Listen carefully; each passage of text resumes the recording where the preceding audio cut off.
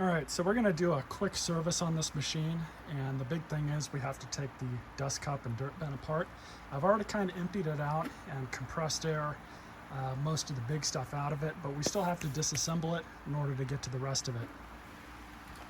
We'll just pull it off the machine just like that, and then rotate it counterclockwise. Will allow you to pull the bin off. Repair. As you all can see, we've got a bunch of dirt and debris that's inside this.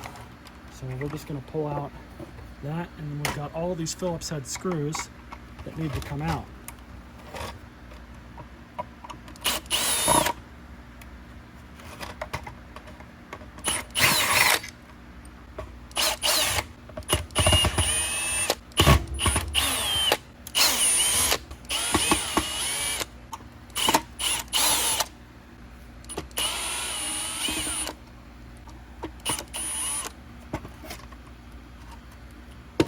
That.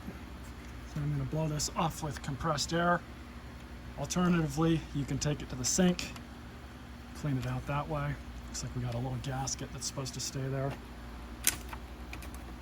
Lock ring. There we go. That thing's really dirty and disgusting. I'm going to blow all of this off. All I did with all this was just blow it off with compressed air. You can see how well it cleaned it up. So we do have one more step here, Phillips head screws that are holding a large cyclone to the underside of the smaller cyclones.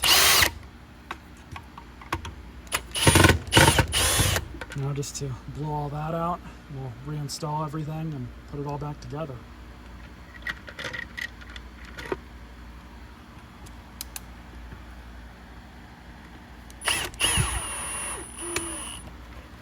See, this all goes back on a certain way.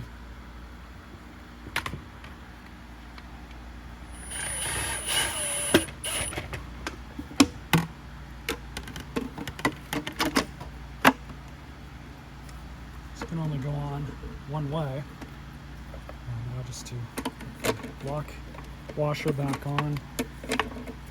Just like that. And we have it.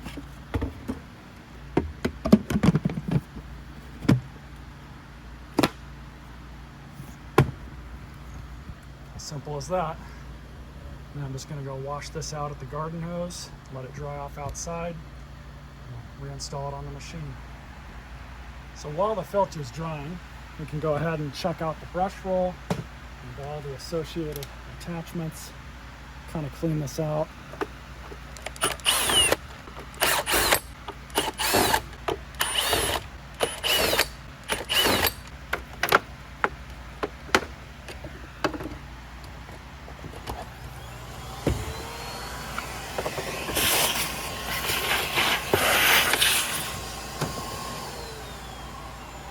So this is a pretty common problem. You have these felt seals that just kind of wear out. But I'm going to take this to my wire wheel on my bench grinder and clean it off. Okay, so all this is cleaned up.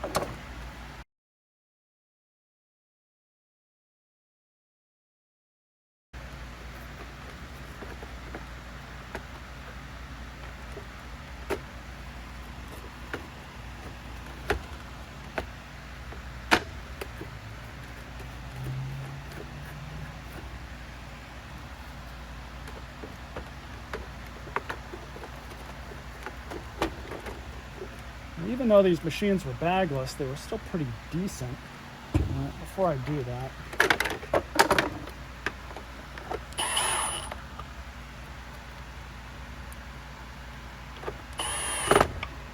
that's that. Just have to wait for this filter to finish up drying. Once that's done, we'll get it back to the house for a test run. All right, this is all dry now. Plop it back in. So I have one more thing that we got to do with this. You'll see, which is kind of common on older plastic vacuums. These tool attachments like to break off. So this extension wand doesn't stick here anymore. So we do have a way around that. And what I'm gonna do is just kind of drill a hole through this. So then I can get one of those Velcro cord wrap things for like an extension cord and fish it through here. So then you could secure that to that. And for this, just use a really long drill bit, and we're gonna just go right through there.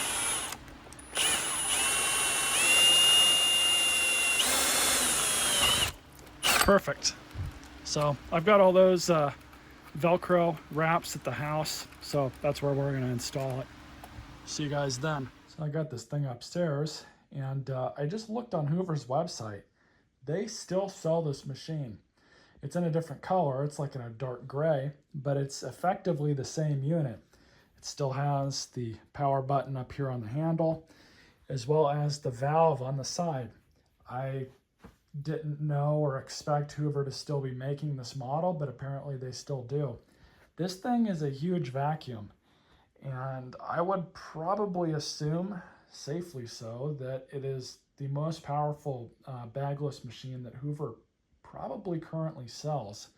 The other machines that they have, I don't believe that they're full 12 amp motors inside them, but this one, man, it's, you know, it is basically all plastic. There's no getting around that, but compared to so many of these other vacuums that I've tested or fixed or used, this thing is just built so much more sturdy than those other machines. And yeah, you really do get what you pay for. At the end of the day, it's a $250 bagless vacuum. You know, it is what it is. But there's gotta be something to said for this, because the fact that they still make this is just very surprising to me.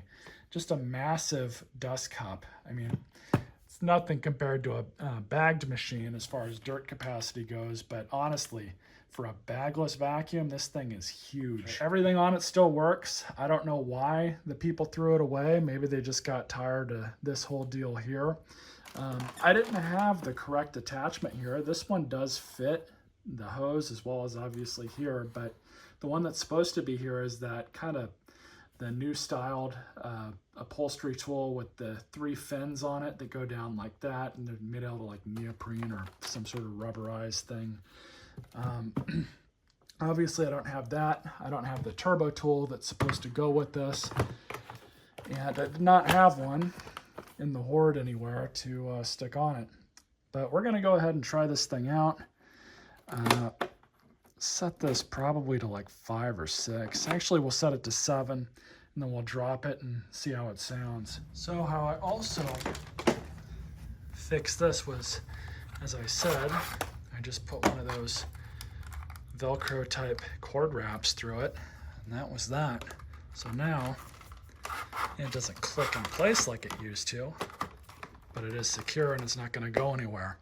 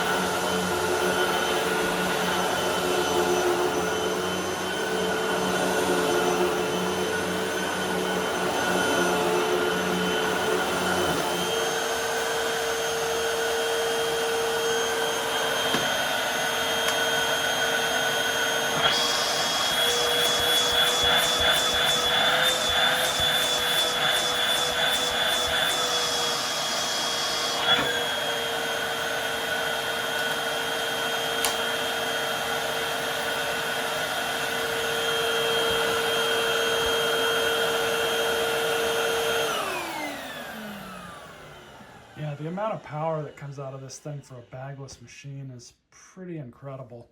I gotta say though, I like the color of this one too. I think this is a 2015 model based on the serial number. But anyways, hope you guys enjoyed this video. Stay tuned for more.